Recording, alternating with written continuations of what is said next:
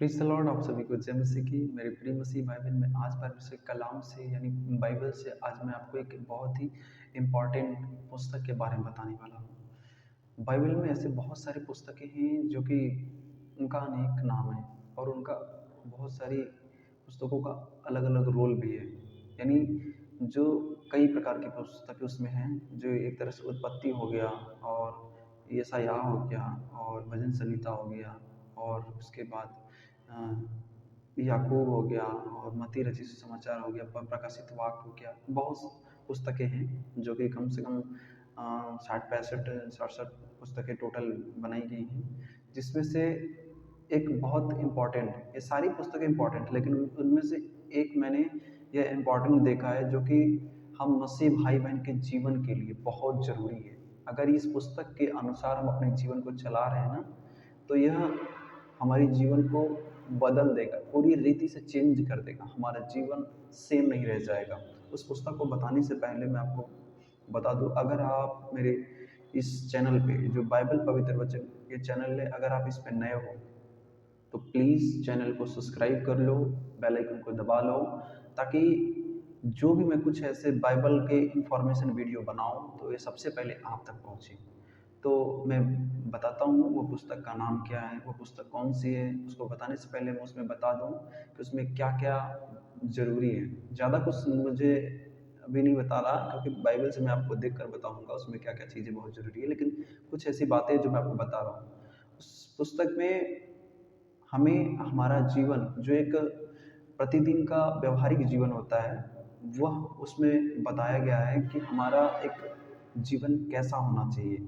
हमें कैसे अपने कामों में यानी कौन से कामों को करना चाहिए, कैसे लोगों के साथ संगति रखना चाहिए, हमें कैसे अपने बच्चों को, अपने माँ-बाप को, अपने परिवार वालों को कैसे सँभालना चाहिए। मतलब हर एक वो बातें जो मसीह भाई-बहन के जीवन को जानना ज़रूरी है, क्योंकि हम मसीह भाई-बहन में एक वो आदतें होती हैं जो हम एक सांसारिक तौर तरीके से चलने लगते हैं, लेकिन लेकिन जो यीशु मसीह पर विश्वास करते हैं, यानी जो परमेश्वर यीशु मसीह को अपना मुक्तिदाता उद्धारकर्ता मानते हैं ना, उनको बाइबल के जो वचन है उनके अनुसार अगर वो अपने जीवन को चलाते हैं तो उनके जीवन में वो जो भी ब्लेसिंग परमेश्वर ने बाइबल में बोली है, जो भी आशीषें परमेश्वर ने वायदा किया है, प्रॉमिस किया है, अगर वो अपने जीवन को वैसा चलाते हैं तो वो एक भी वायदा बिना पूरा हुए नहीं रहेगा। वो सारे वायदे परमेश्वर पूरा करेगा।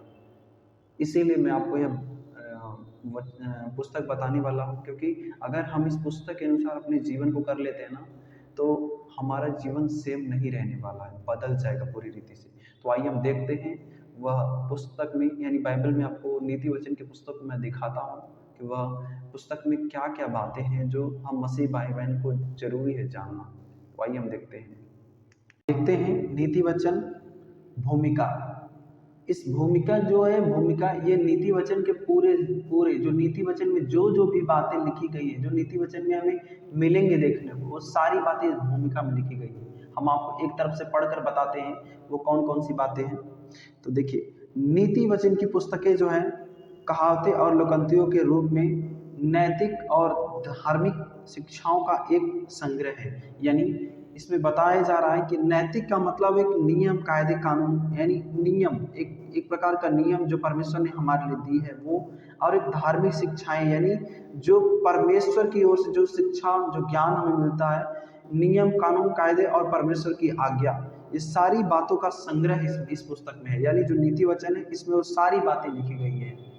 और फिर क्या है, इसमें से अधिकांश का संबंध है प्रतिदिन के व्यवहारिक जीवन से। यानी देखिए, मैं जो अभी आपको पहले थोड़ी देर पहले बता रहा था कि अधिकांश जो मतलब कि प्रतिदिन के व्यवहारिक जीवन से, यानी जो एक मसीह भाई के बहन का जीवन एक जो प्रतिदिन का होना चाहिए, यानी एक व्यवहारिक जीवन जैसा होना चाहिए, उस विषय के बारे में भी इसमें बताया गया। और अधिकांश भाग यानी सबसे ज़्यादा उसी के बारे में, सबसे मतलब कि जो भी बातें इस पुस्तक में लिखी गई है उन सारी बातों से ज़्यादा उसके प्रतिदिन के व्यवहारिक जीवन के बारे में लिखी गई है। यानी एक मसीह भाई का जीवन जो होना चाहिए वो कैसा होना चाहिए, सबसे ज़्यादा इसके बारे में बताया गया। फिर आगे क्या लिखा है, इसका आरंभ इस स्मरण पत्र के साथ होता है कि यहोवा का भय मानना बुद्धि का मूल है। यानी जो नीति वचन जब हम स्टार्ट करते हैं पढ़ना, नीति वचन को हम जब समझना स्टार्ट करते हैं तो उससे उससे हमारी जो शुरुआत होती है तो हमें कहाँ से करनी चाहिए? सबसे पहले हमें परमेश्वर यहोवा का भय मानना, यानी जब हम परमेश्वर यहोवा का भय मानते हैं तो बुद्धि समझ जो हमारे अंदर मूल मतलब जो एक उसकी शुरुआत होती है, स्टार्ट हो जाती है। कब होती है? जब हम परमेश्वर का भय मानने लगते हैं। भय मानने का मतलब यही है कि हम परमेश्वर की आज्ञा के अनुसार चलते हैं, परमेश्वर के वचन के अनुसार चलते हैं और उसके डर और भय में रहते हैं। यही है, जब हम ऐसा करते हैं तो हमारे अंदर बुद्धि समझ ज्ञान अपने आप आना स्टार्ट हो जाता है। और फिर आगे क्या लिखा है? और फिर न केवल धार्मिक सदाचार परंतु सामान्य ज्ञान और अच्छे आचरण की बात की गई है। यानी इसमें सिर्फ वही बातें नहीं लिखी गई है कि परमेश्वर के साथ हमें कैसे संगति करना चाहिए, परमेश्वर के साथ कैसे रहना चाहिए, नहीं, इसमें वो सारी बातें लिखी गई है जो एक इंसान को उसके जीवन के लिए बहुत जरूरी है। यानी सामान्य ज्ञान, अच्छे आचरण, मतलब उसका आचरण कैसा होना चाहिए, उसके आचरण के बारे में लिखा गया। और जो एक एक आम इंसान को भी यह ज्ञान होना चाहिए, यानी सामान्य ज्ञान जो हर एक इंसान के पास ये ज्ञान, ये बातें होनी चाहिए, उसके बारे में भी वर्णन किया गया है। फिर आगे क्या लिखा है? इसकी कई छोटी छोटी कहावतें प्राचीन इजरायली गुरुओं के अंतःकरण को प्रकट करती है। यानी इसमें कई कई ऐसी बातें जो परमेश्वर के जो नबी थे, जो परमेश्वर के दास लोग थे, जो उस टाइम उन्होंने जो कहावतें बोली थी, जो बातें उन्होंने बताई गई थी, वैसी वैसी बातें इस नीति वचन में आपको आपको देखने को मिलेंगी। यानी अंतःकरण को प्रकट करती है, यानी उनकी मतलब जो अंदर की जो बातें थी कहावतों के द्वारा जो उन्होंने बोला था, उन सारी बातों को वो प्रकट करती है। इस पुस्तक में वो बातें आएंगी।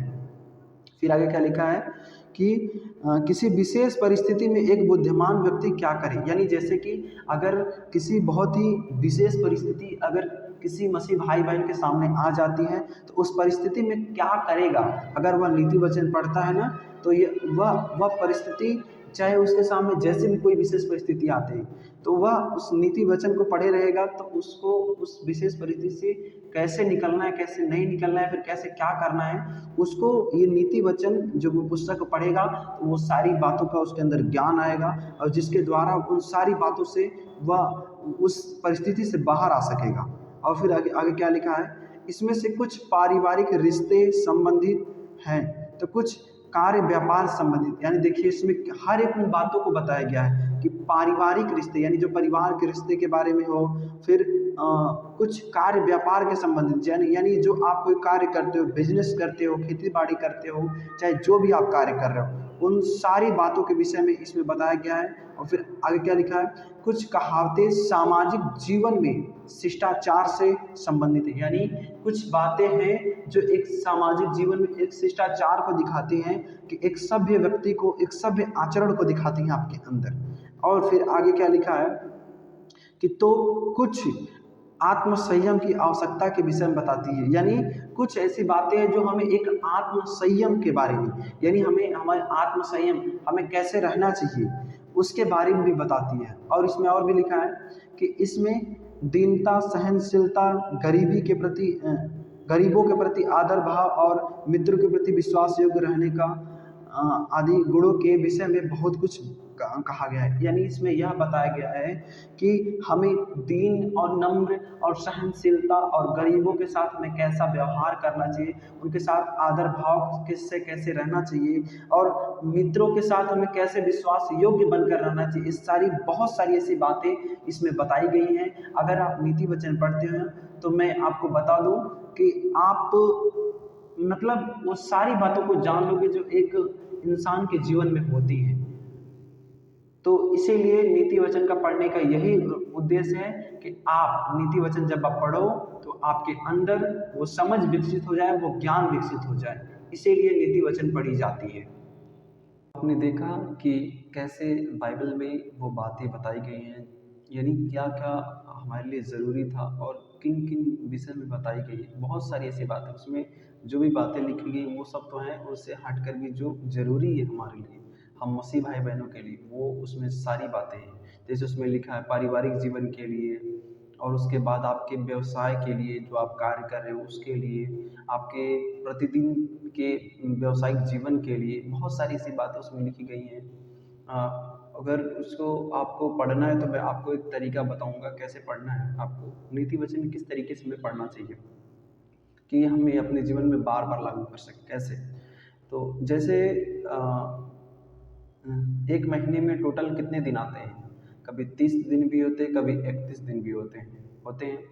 तो हमें सबसे पहले इसको जब पढ़ना है तो हमें इस तरीके से हमें पढ़ना है। जैसे अगर हम नीति वचन में देखें तो टोटल अध्याय भी जो है, उसका टोटल अध्याय नीति वचन का 31 है। टोटल अध्याय 31 है। यानी अगर जब हम इसको हर दिन जैसे अगर महीना का फर्स्ट तारीख स्टार्ट होता है तो हम उसको पहले अध्याय से चालू करते हैं। यानी पहला अध्याय फर्स्ट तारीख को फर्स्ट अध्याय, यानी पहली तारीख को पहला अध्याय पढ़ते हैं, दूसरी तारीख को दूसरा अध्याय पढ़ते हैं। ऐसे कर कर हमें पूरे महीने के 30 दिन हमें यह नीति वचन हर दिन का दिन एक एक अध्याय पढ़ते जाना है। और जैसे अगर किसी महीने में 30 दिन रहे तो आपको उस महीने के लास्ट जो 30 तारीख होगा उस दिन आपको 30 और 31 दोनों अध्याय को पढ़ लेना है। लेकिन जिस महीने में अगर 31 दिन होंगे टोटल तो आप उसको अपना डे बाय डे, जैसे 1 तारीख 2 तारीख 3 तारीख ऐसे करके पढ़ रहे हो तो आपको वैसे ही पढ़ना है। अगर आप ऐसा कर रहे हो तो अगर ये चीज़ें आप बार बार ऐसे रिपीट करोगे तो ये जो वचन परमेश्वर ने दिया है ये आपको चलना उठना बैठना उस सारी बातों को सिखा देगा कि आपको अपने जीवन में कैसे रहना है, कैसे चलना है, कैसे बैठना है, कैसे उठना है, कैसे लोगों के साथ संगति करना है, कैसे अपने परिवार वालों को लेकर चलना है, कैसे अपने बच्चों की देखभाल करनी है, उस सारी बातों को, और कैसे कैसे आपको कामों में हाथ लगाना है, उस सारी बातों को यह नीति वचन आपको बताएगा। तो अगर आपको ये वीडियो अच्छी लगी तो प्लीज़ लाइक करना। और उसके बाद मैं आपको बता देना चाहता हूँ यह वीडियो उन तक भी शेयर करें जो आपके रिलेटिव हैं, जान पहचान के लोग हैं, ताकि वो भी अगर इस तरीके से आप नीति वचन पढ़ते हैं तो बहुत अच्छी बात है, जिस तरीके से मैंने बताया है। अगर नहीं पढ़ते तो प्लीज़ आप पढ़ कर देखना, आपको खुद ही एहसास होगा। और जैसे अगर आप बाइबल पढ़ते हो तो नीति वचन को जैसे मैंने बताया आप वैसे पढ़ो, और बाइबल को जो अगर आप पढ़ रहे हो तो बाइबल को आप जब भी कभी पढ़ो तो आप बाइबल को एक तरफ से पढ़ा करो। जैसे एक तरफ से, यानी आपने पढ़ना स्टार्ट कर दिया उत्पत्ति से तो आप उत्पत्ति पढ़ो, फिर उसके बाद ऐसे ऐसे करते करते करते वो सारे चैप्टर को पूरा लास्ट तक पढ़ो। लेकिन नीति वचन जो है जैसे मैंने इसको बताया हर दिन, जैसे 30-31 आपने अध्याय टोटल पढ़ लिया, फिर अगले महीने स्टार्ट होते तो फिर अगले महीने 1 2 3 4 5 ऐसे करके फिर ऐसे करना, आपको हर महीने रिपीट करना है नीति वचन को। जब आप ऐसा करोगे तो ये वचन आपके हृदय में बैठ जाएगा पूरी रीति से, तो आपको चलने उठने बैठने खाने पीने से हर एक उन कामों से आपको हेल्प करेगा, आपको अगुवाई करेगा कि आपको किस तरीके से चलना है। अगर आपको ये वीडियो अच्छी लगी हो तो आप प्लीज़ लाइक करना और ज़्यादा से ज़्यादा लोगों तक शेयर करना, और जो भी आपकी राय हो उस कमेंट बॉक्स में आप ज़रूर बताना। परमेश्वर आप सभी को आशीष दे। God bless you all.